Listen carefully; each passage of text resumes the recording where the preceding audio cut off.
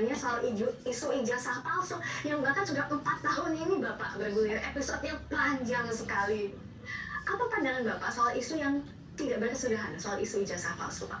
Ya, ini kan sebuah isu yang sudah 4 tahunan ya dibicarakan, dan sebetulnya sudah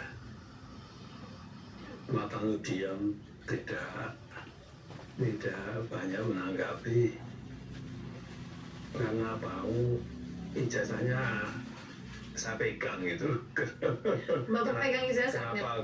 Tetapi saya tidak menyampaikan kepada publik ijazah itu, karena yang pertama ada aduan ke Barreskrim, yang kedua saya dituduh ijazahnya palsu. Artinya yang menuduh itu yang harus membuktikan.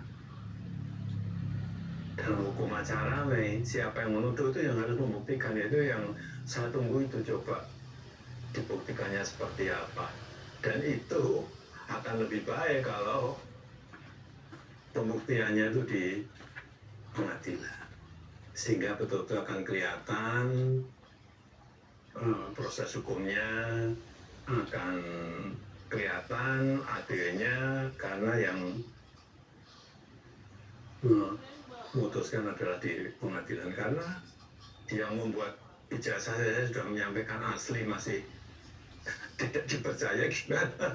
Dan yang saya lihat ini memang ada agenda besar politik, ada operasi politik yang sehingga bisa sampai bertahun-tahun nggak rampung-rampung, karena keinginan mereka untuk mendowngrade, menurunkan reputasi yang saya miliki, meskipun saya nggak merasa punya reputasi apa-apa.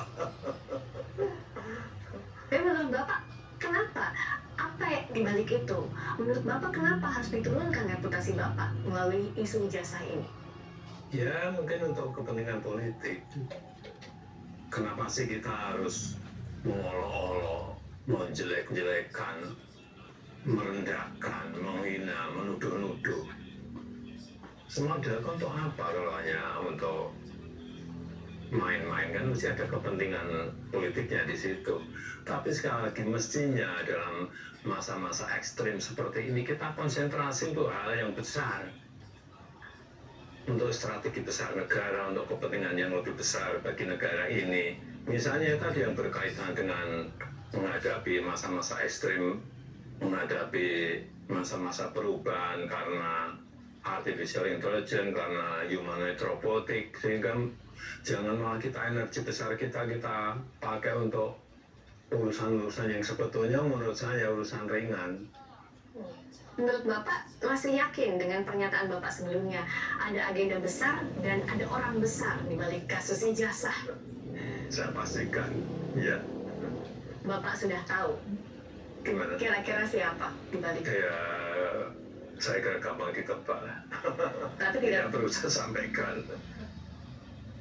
Dan Bapak tadi mengatakan bahwa lebih baik ini dibawa sampai ke ranah hukum. Ya, untuk pembelajaran kita semuanya, bahwa jangan sampai gampang menuduh orang, jangan sampai gampang menghina orang, menfitnah orang, mencemarkan nama baik seseorang. Kalau ada pertanyaan ini akan di ranah hukum saja, Bapak membawanya ranah hukum saja, atau ada kemungkinan mediasi?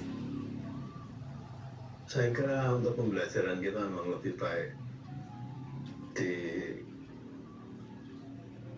dilakukan di penegakan hukum, diputuskan di pengadilan akan lebih baik untuk pembelajaran kita semuanya.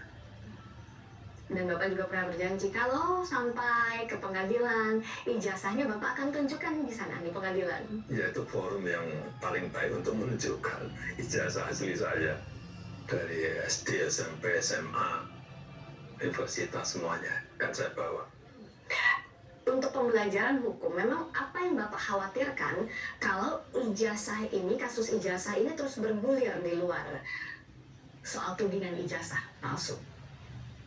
Ya, kan bisa terjadi tidak hanya kepada saya, bisa ke yang lain, bisa ke menteri, bisa ke presiden yang lain, bisa ke gubernur, bupati, wali kota, semuanya dengan tuduhan asal-asalan.